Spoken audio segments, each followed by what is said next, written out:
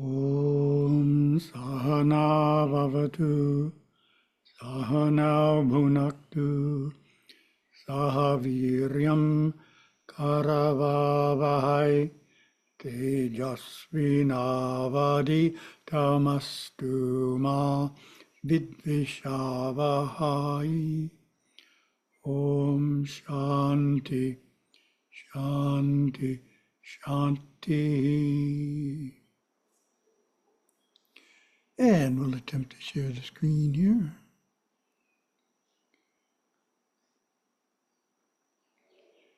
April 21st in Asia.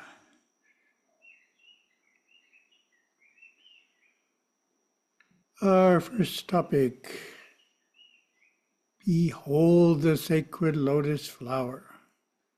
An old publisher's desk. This publisher's desk was written to share the idea of a gradual spiritual unfoldment that takes place over many lifetimes. The Hindu viewpoint is that the seed of divinity is within everyone. My Guru's Guru, Yogaswami of Sri Lanka, had a down-to-earth way of expressing this idea. He said, "See everyone as God. Don't say this man is a drunkard."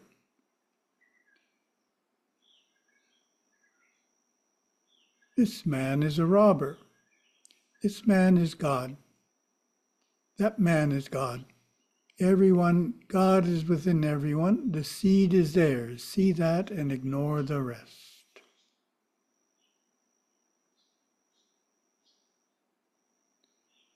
Interesting slide. Hard to match the timing there. It is definitely reassuring to know that there is no one who isn't a divine being, that no one ends up in an eternal hell. Rather, it's just a question of when an individual's divine essence will express itself. It may be a few more lives before it does. After all, spiritual unfoldment, like the growth of a lotus, is a slow and inexorable process. Gurudeva chose an insightful analogy for the process of spiritual unfoldment, which in Sanskrit is called, as we know, Adhyatma Vikasa. He spoke about the lotus, how its seed starts in the pond's dark mud. Its roots give rise to a stem that reaches up through the water into the air. From the stem evolves a bud, tiny at first, which grows into a flower that slowly opens its exquisite petals to the sun, the central nectar and pollen, calling to the bees. I like that, calling to the bees.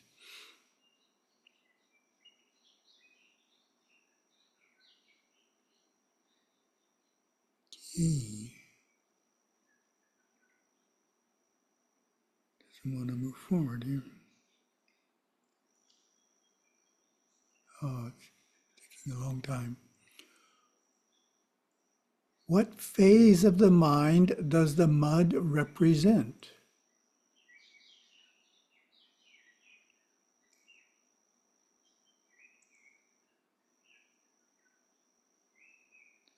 The mud, water, and air. What phase of the mind does the mud represent?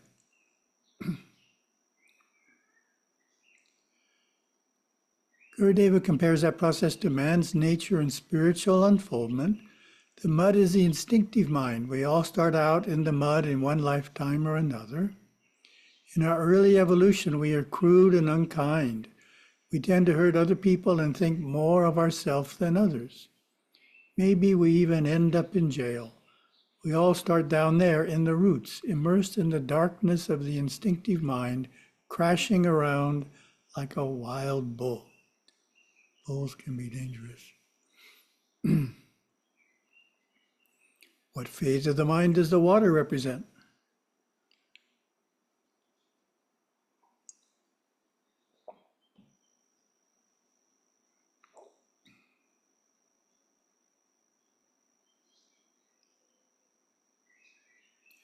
Life follows life as we live and learn. Finally, we get some control over our instincts and move up into the water, which is the intellectual mind. We become a thinking person, someone who is able to make decisions logically, someone who has basic control over the instinctive emotions so that when threatened, he or she doesn't automatically become angry and fight. So that's what happens if the intellect is not developed. People hit a challenging situation and all they can do is become angry and fight. Like our cats.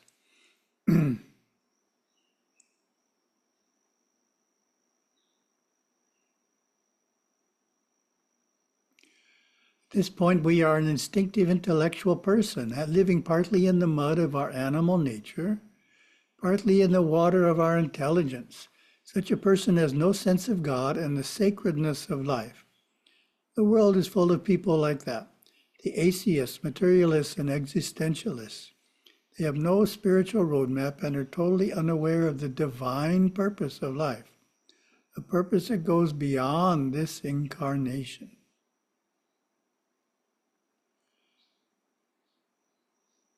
And next question, what phase of the mind does air represent? Only one phase of the mind left, right?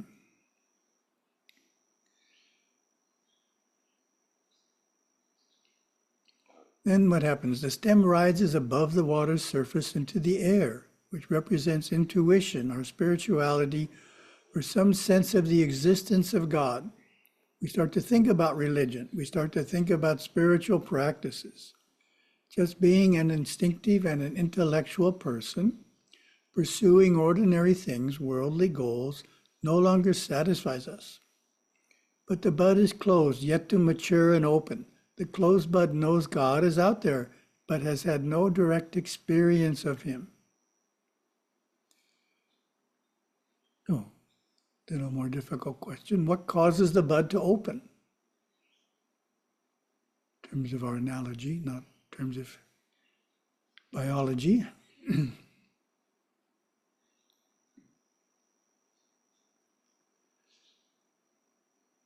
Learning and maturing life after life, grace of enlightened beings, blessings of the deity and spiritual practice. To open the bud, we have to consciously strive.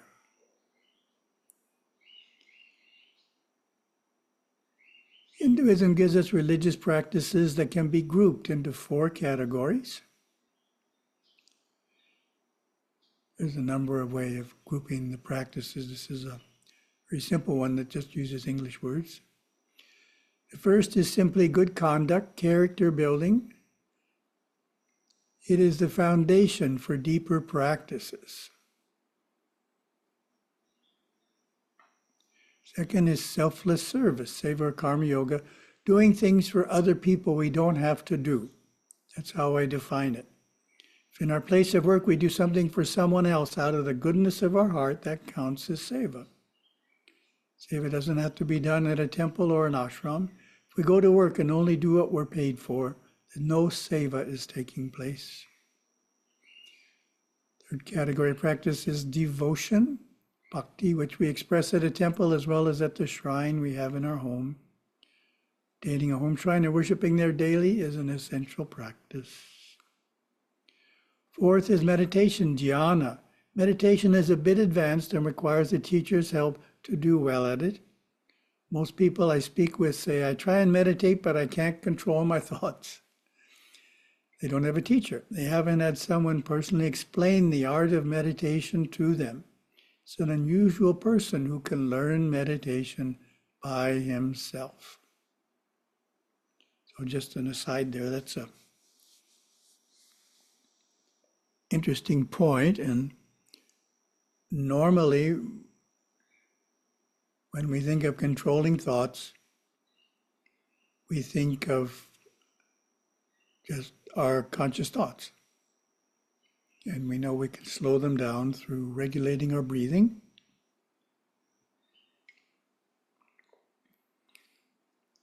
But something that's not always thought about is some of those thoughts are generated by unresolved events in the subconscious mind. Events in the past we haven't fully accepted or understood are constantly generating thoughts. So those are hard to quiet. They don't relate to our current day-to-day activities. So that's the beauty of the Mahavasana Tantra and the Vasana Tantra on the yearly basis, is to root those unresolved past experiences out so they don't constantly bring thoughts into our meditation. So thoughts come both from our current life as well as from our past memories, particularly the ones that are unresolved. Thus, the 4 categories of practice are good conduct, service, devotion, and meditation. What happens when you take up some of these practices? Got a song here.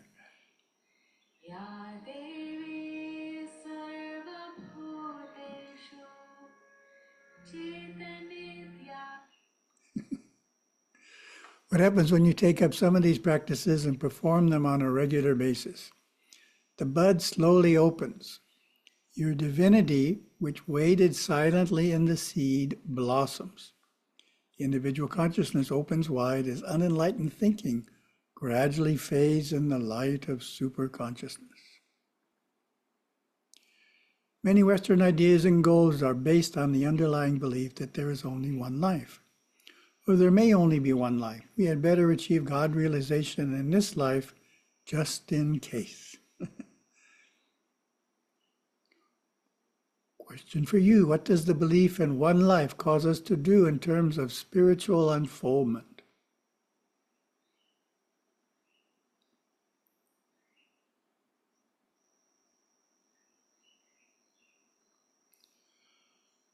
Answer: we try and rush the process, make unfoldment happen faster than it is going to happen. So rush keeps us tense and can also generate extra thoughts. Counterproductive to rush. Hindu attitude based on the confidence that we live many lives is, I know I'm coming back, sometimes as a man, sometimes as a woman, no rush. I will do as much as I can in this lifetime, and after that, there will be ample time for further advancement.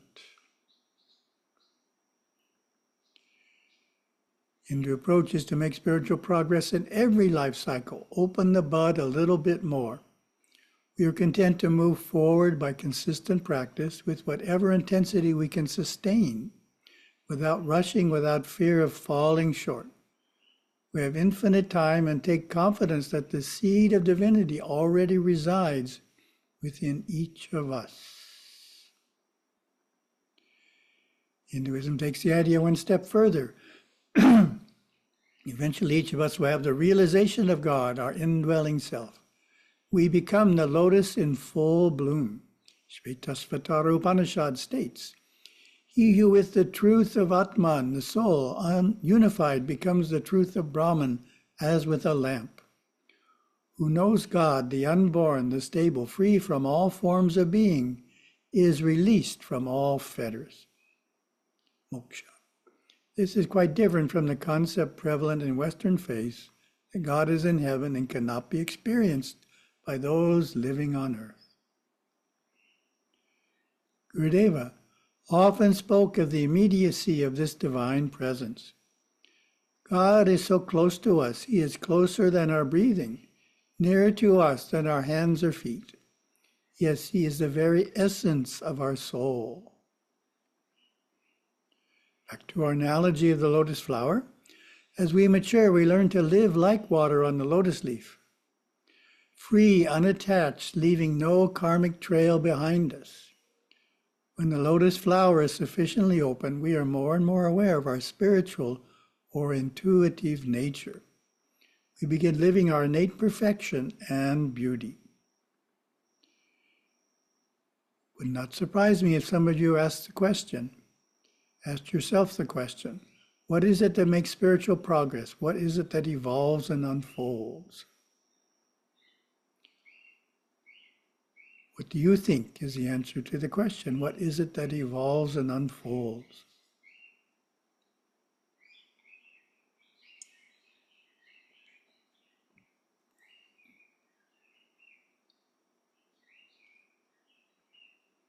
It is the soul, but the soul is not a simple thing.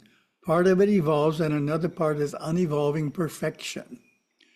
Thus we distinguish between the soul body and its essence. The essence is twofold: unchanging pure consciousness and transcendent absolute reality, beyond time, form, and space.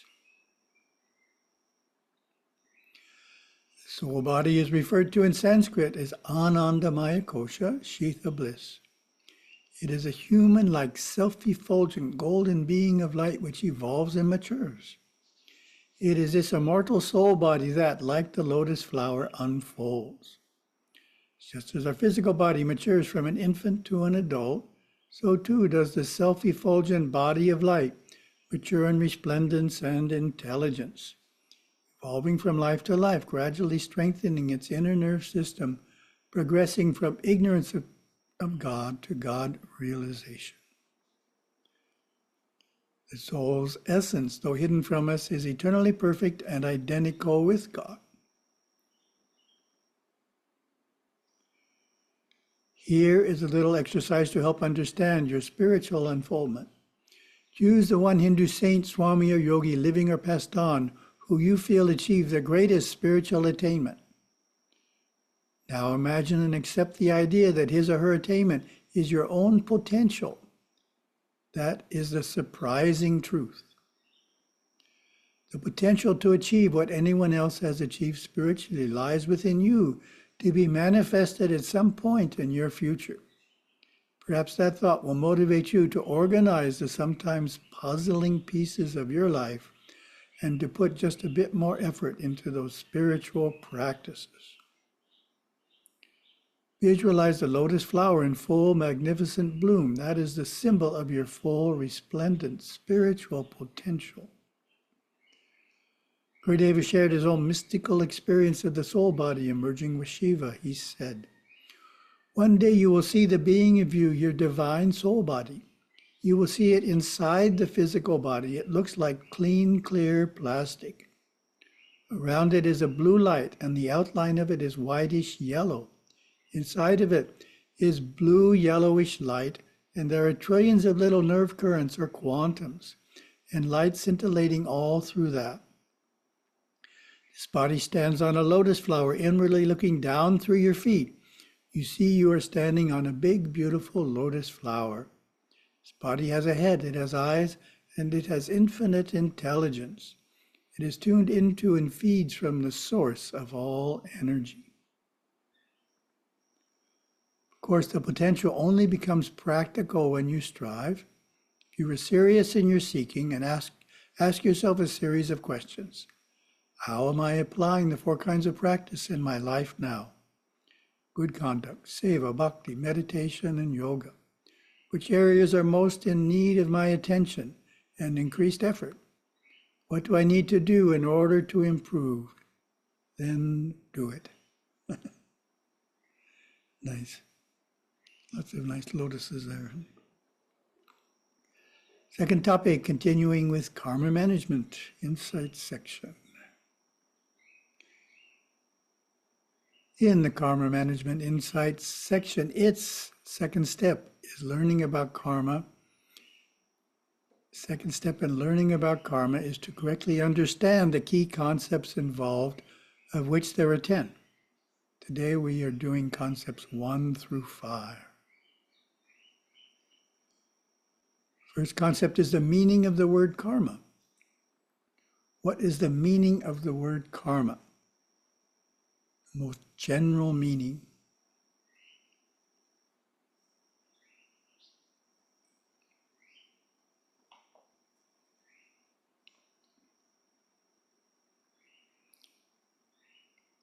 Karma means action or deed, such as in the common phrase karma yoga, union through action. That's all it means, action or deed. Very general meaning. Second is the idea of the law of karma. What is the idea of the law of karma?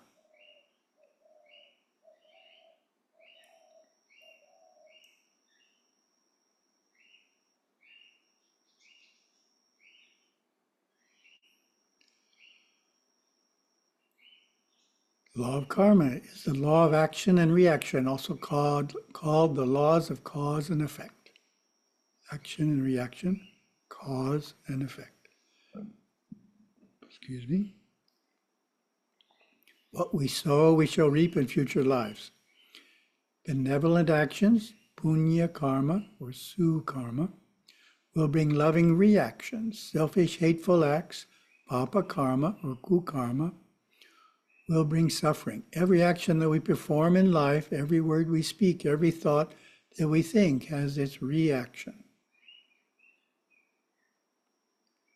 So that's the law of karma. So sometimes people think karma automatically refers to the law of karma, but it doesn't. Karma can be used in very many ways, nothing to do with karma, the law of karma necessarily. Third is the concept of a system of justice. In what way is karma a system of justice?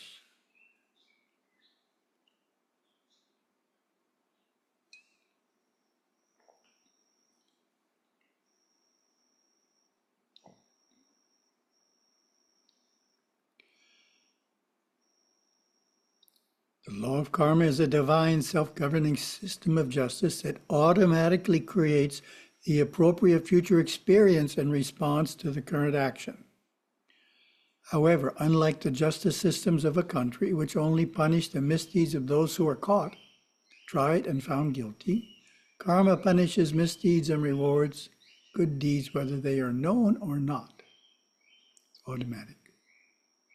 Self-governing system, automatic.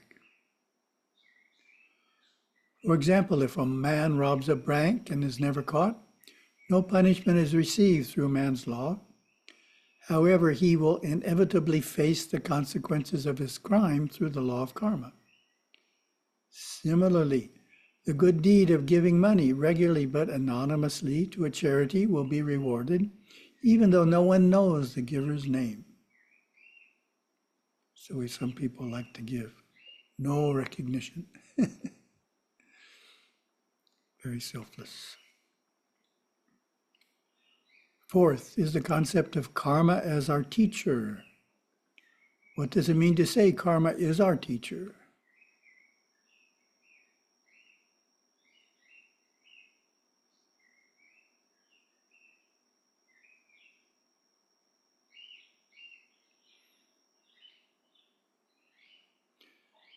Through understanding the consequences of their actions, individuals sooner or later learn to refrain from committing a particular misdeed.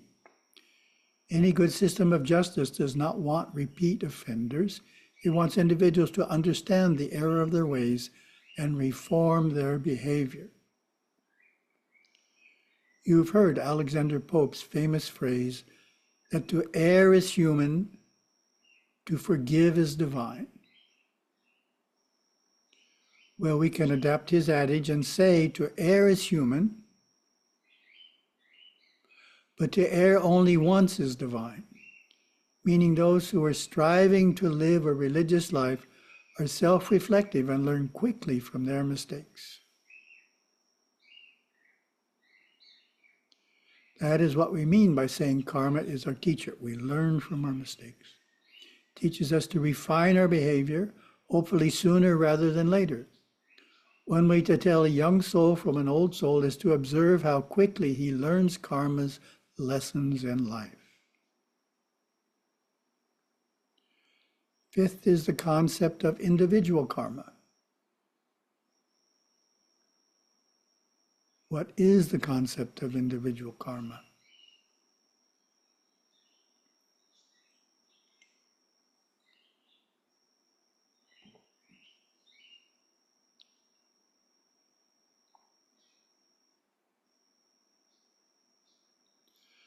Karma also refers to our individual karma that we carry from life to life, both the karma to be resolved in this life and the karma to be resolved in a future life.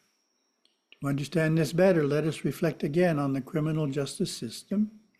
Justice is known for moving slowly. It can take a number of years before a convicted criminal receives his punishment. The law of karma is even slower. The consequences of fruits of actions, known as karma pala, may not come for a number of lifetimes. Thus, the karma we are born with is comprised of rewards and punishments from many past lives that have yet to manifest and are yet to be resolved. So that's a very common meaning of the word karma, the individual karma. It's my karma. It must have been his karma. So in fact, that might be the most common use of the word, meaning it's the karma of an individual, the seeds, the reactions that are yet to manifest based on past actions, some of which will happen in this life and some will happen in a future life. Third topic, looking at quotes from Yoga Swami's Words of Our Master. First part of the quote, if you take hold of the cat's tail, it will bite you. In like manner, you must live in the world like water on a lotus leaf. What does that mean to you?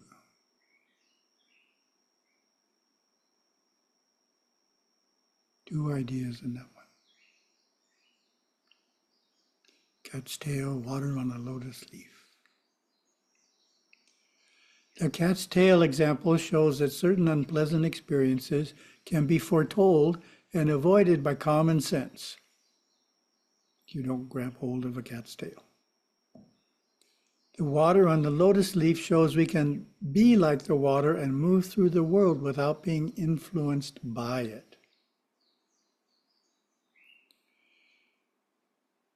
No comment on that. If you put drops of water on a tea leaf, the water would absorb the qualities of the tea leaf and taste like diluted tea.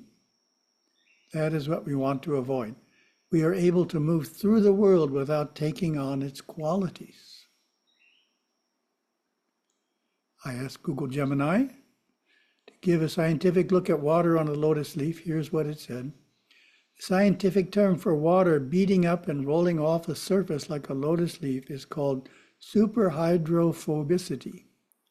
It's a phobia. Superhydrophobicity literally means superwater fear. It describes a material's strong aversion to water. This aversion causes water droplets to form tight spheres and minimize contact with the surface. Interesting. Easy to get answers these days.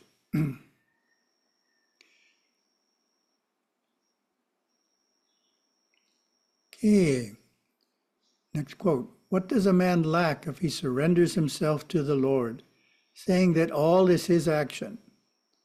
He will get everything he needs. But that does not mean that if he wants to fly in the air, he will be able to. Oop, wrong text on that slide.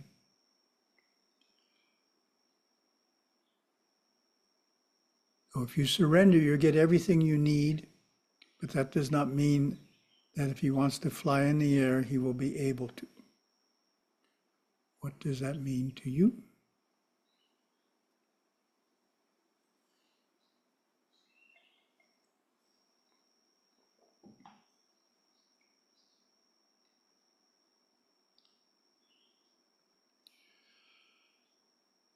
Okay, my answer. Perceiving all as God Shiva's action requires us to be holding an inner rather than an outer perspective.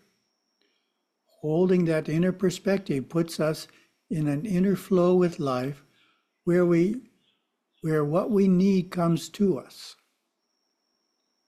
I'll read that again. Perceiving all as God's action requires us to be holding an inner rather than an outer perspective. Holding that inner perspective puts us in an inner flow with life where what we need comes to us. Of course, what we need may differ from what we want. So that's the idea that we can't necessarily fly. And all of us can't necessarily become, don't want to say millionaires these days, there's lots of millionaires, can't become billionaires. All of us can't become billionaires, but we can all, by surrender, get what we need. Wonderful sense of security there. Oh, thank you very much.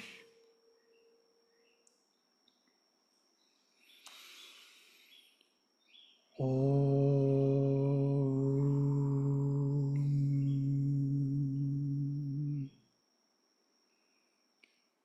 Om.